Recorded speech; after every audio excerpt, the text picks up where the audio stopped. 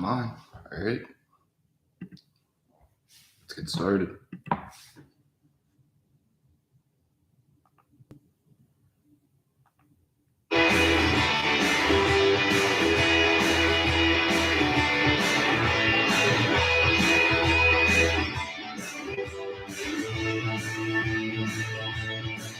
What's up, Buckers? Welcome to Call of the Game. I'm your host, Shane Robinson.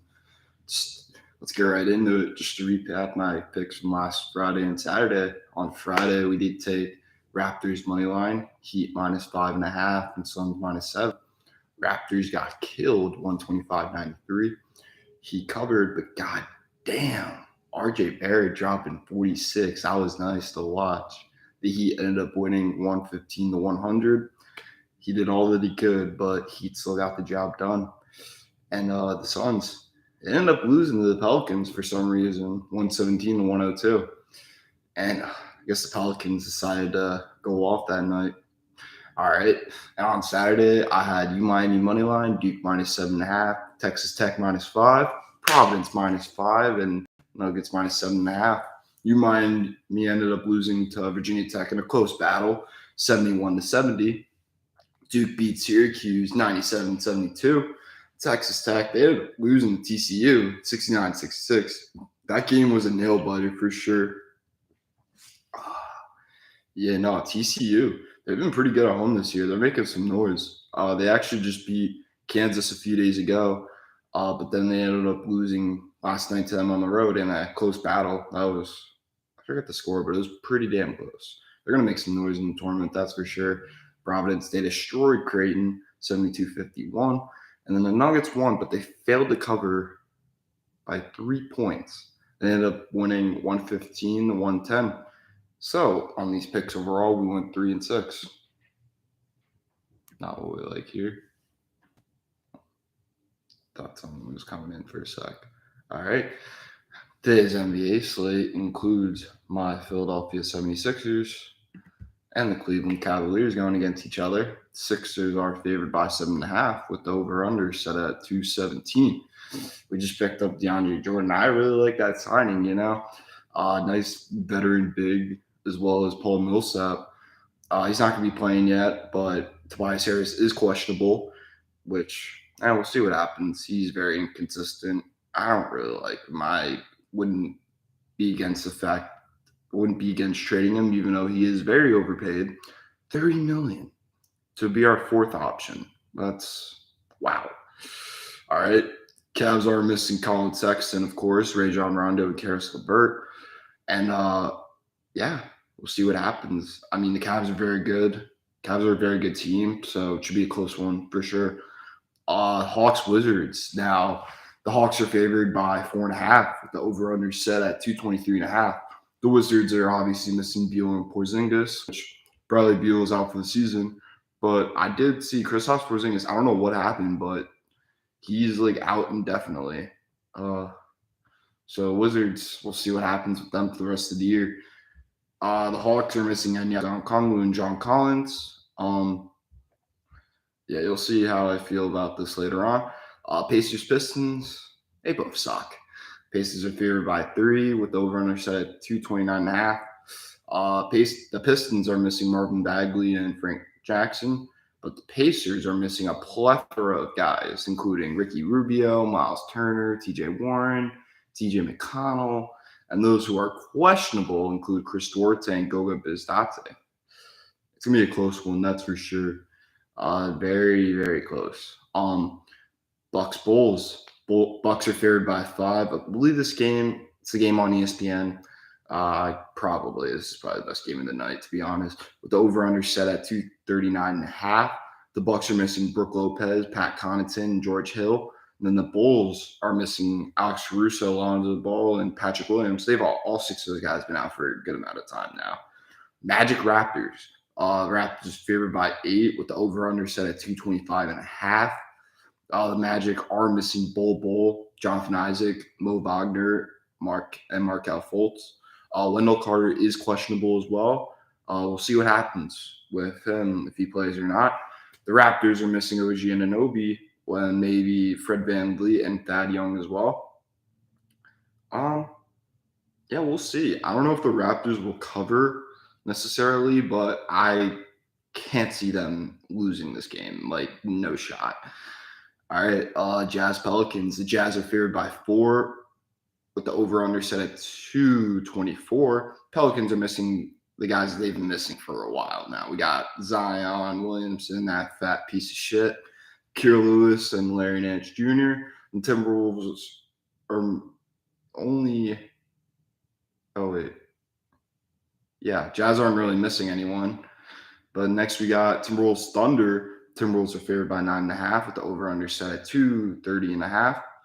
The Timberwolves are missing Anthony Edwards, and Jared Vanderbilt is questionable. But luckily for the Timberwolves, the Thunder are missing a plethora of guys, including Jeremiah Robinson Earl, former Villanova legend, Josh Giddey, Mike Muscala, Lou Dort, Derek Favors, Kendrick Williams, Hydrone, and Aaron Wiggins. That's a lot of guys. Thunder are going to have some scrubs playing tonight, that's for sure. All right, Rockets, Nuggets. The Nuggets are favored by 14 with the over-under set at 236. The Rockets, they're missing John Wall, of course, and they're missing Usman Garuba, one of their first-round picks from last year, and Dennis Schroeder is questionable as well. The Nuggets are missing Jamal Murray, Michael Porter Jr., and we've both been out for a while, and they're missing Zeke Naji as well. However, what I've heard, Michael Porter Jr. and Jamal Murray should be back very soon. Michael Porter Jr. was just sent down to the G League team, the Grand Rapids, to scrimmage and whatnot, just get himself ready to be back. It did say Jamal Murray. There's optimism he'll make his debut before playoffs. So at the very latest, he'll be back come playoff time. And then Michael Porter Jr., we could see him back within the next 2 or 3 weeks, maybe month. Well, within the next month, he'll be back for sure. Where were we? I gotta scroll down here a little bit. Yes, the final game of the night. Knicks Suns. The Suns are favored by 6.5 with the over-under set at 221.5. The Knicks are missing guys like Kemba Walker, obviously. Missing Quentin Grimes, Derrick Rose, and Nerlens Noel. The Suns are missing, obviously, Dario Saric, Frank Kaminsky, Chris Paul, and Devin Booker, who did just go into health and safety protocols the other day. Now, for my picks, I got Hawks money line, Suns minus 6.5. I mean, I thought I did take the Blazers spread against them the other day before knowing the amount of guys Blazers had missing, which honestly, the Suns are a really good team. I still think they'll get the job done. And the Knicks are sketchy. I'll give you that. And then the Hawks, reason for that is because, yeah, they're missing John Collins and Ekon Kongwu, but for the Wizards, it's the Kyle Kuzma show. And I don't know how to feel about that. I just don't. And then Timberwolves minus 9.5. Thunder are missing a couple of guys. They're the worst team in the league. And then, the Timberwolves are really good this year. Obviously, they're missing Anthony Edwards. That's going to hurt.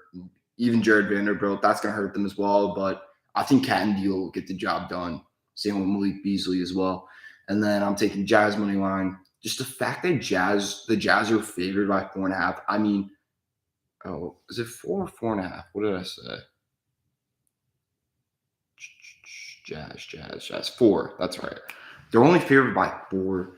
And with the guys that Pelicans are missing, and I get it, the Jazz, they haven't been doing as well since they were to start the year, but it's the fucking Pelicans. The Jazz aren't even missing anyone.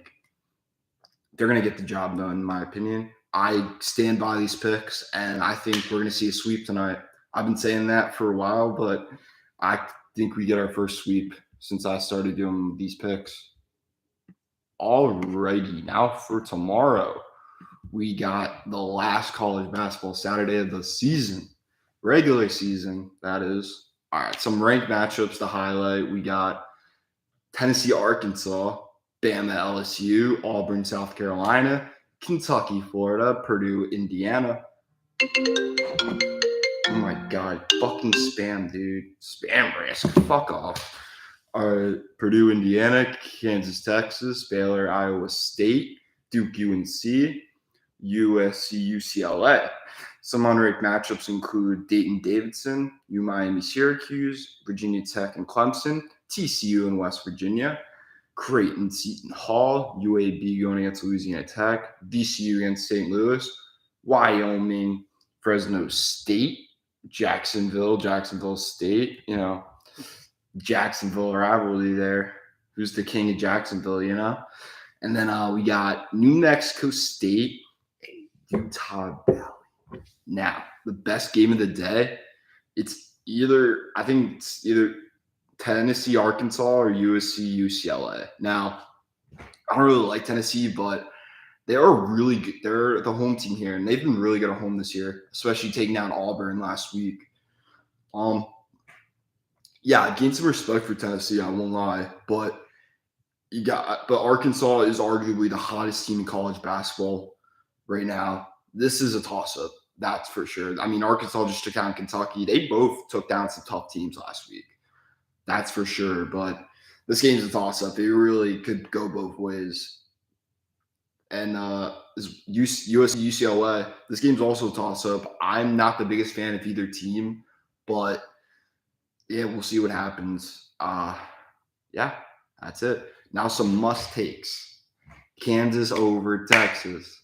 You know how I feel about Kansas. And I'm not the biggest fan of this Texas team. I'm really not. But, dude, Kansas is full of dogs, bro. Ochai Agbaji is not arguably, is the best senior in college basketball. He's definitely going to be the first senior off the board in this draft. I think he could be a late lottery pick. Or if not, then right outside the lottery. Baylor against Iowa State, yeah, just do it. I mean, Iowa State could give him a fight. I do believe that, but nah, I like Baylor in this. Now Duke against UNC. Duke, we love this matchup. This is everyone's favorite college basketball rivalry. But you know what's so significant about this game? It's Coach K's last game ever against UNC. Not to mention, last time Duke dicked them away, and they're at home this time. It's going to be scary. UNC should be scared going into this game tomorrow. They haven't been as good this year. I mean, they're 22-8, but they're unranked. They've lost some good games. They've lost some games that could definitely have hurt them. We'll see how they are. And then Auburn over South Carolina. It's Auburn, dude. We love Auburn here. We do. I mean, yeah, Auburn did blow me last week against Tennessee. Luckily, I didn't take them. I didn't end up putting in my final picks after realizing Tennessee was one of the best home teams in the country. But, Miami over Syracuse because we love Miami here. Yeah, they blew us last week against Tech, but, it is what it is.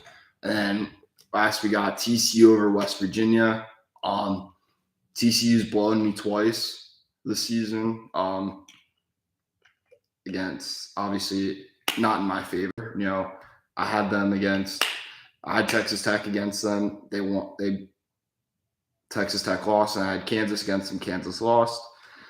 I like TCU. I'm starting to grow on TCU. I really am. I'll have my final picks for the slate in the morning. That's for sure. These are not like picks or anything. These aren't official. These are just teams where I think will get the job done. Yeah, got that? All right. So, now we're going to do some NFL free agency predictions. I was going to do a mock draft, but just how this combine has gone so far, I think we should hold off on that till next week. Bro, that Baylor receiver, I forget his name, but his name, the guy who ran a 4.21 40 yesterday. What's his name?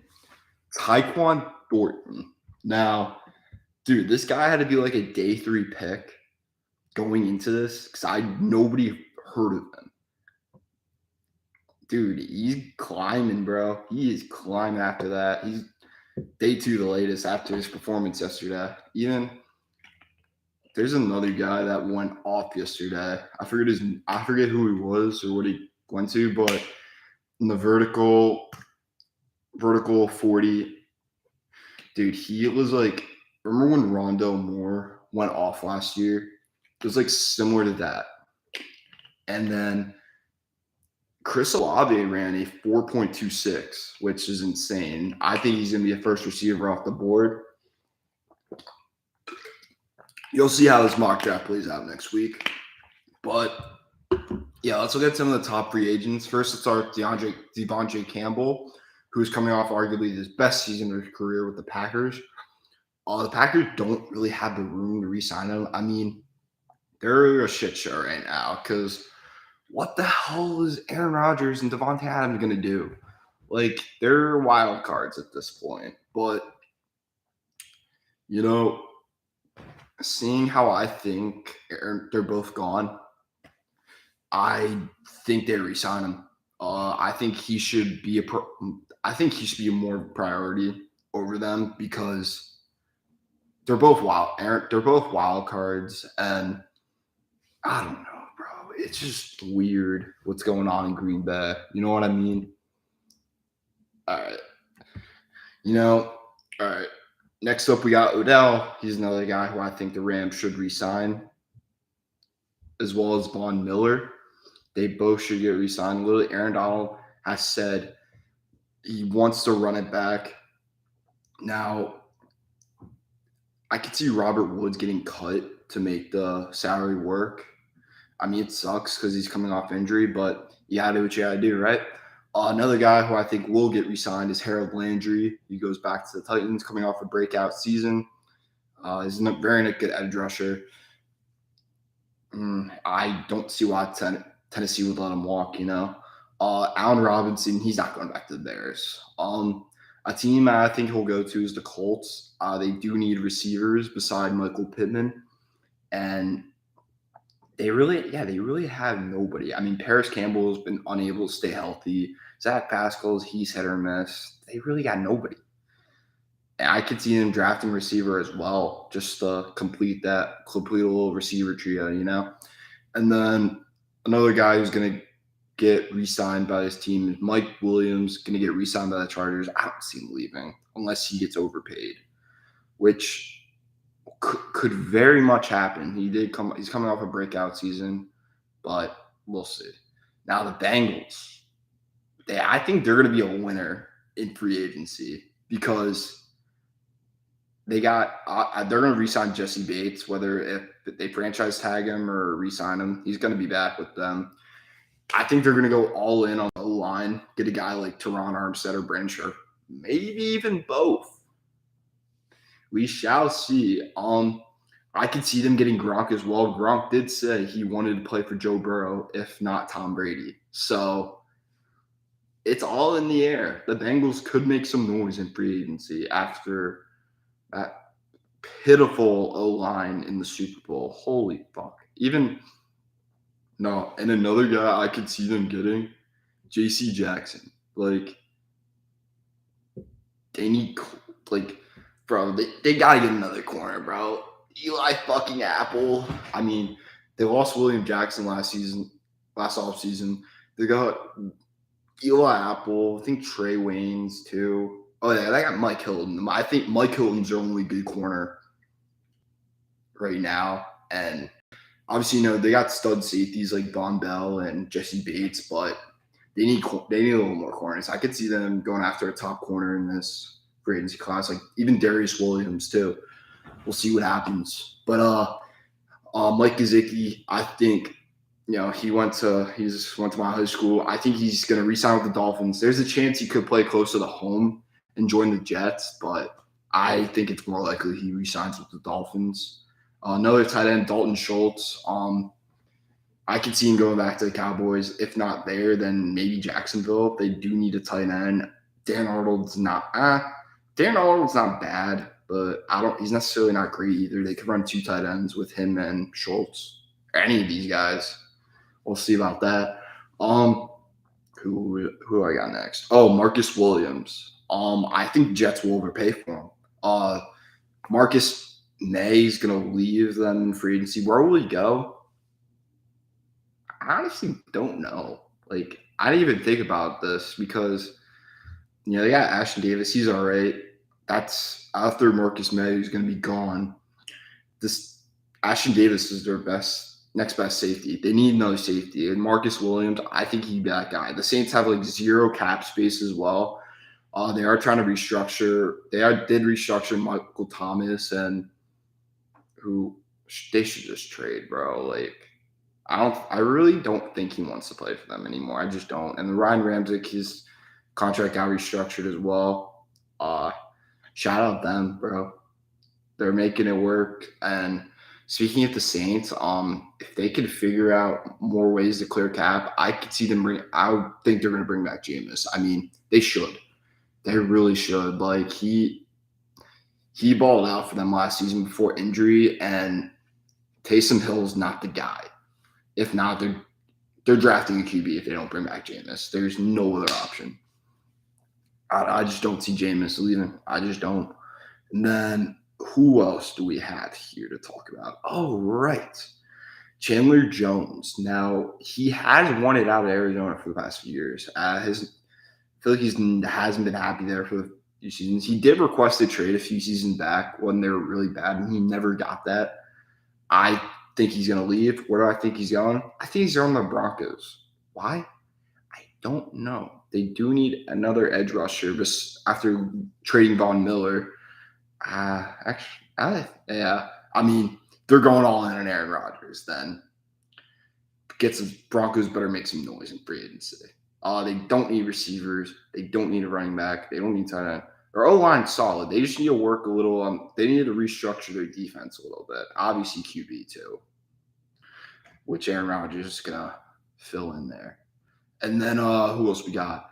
Orlando Brown's going to go back to the Chiefs, whether it's franchise tag or re-signing. Honey Badger, I think, is kind of come back as well to the Chiefs. Who else we got? Michael Gallup.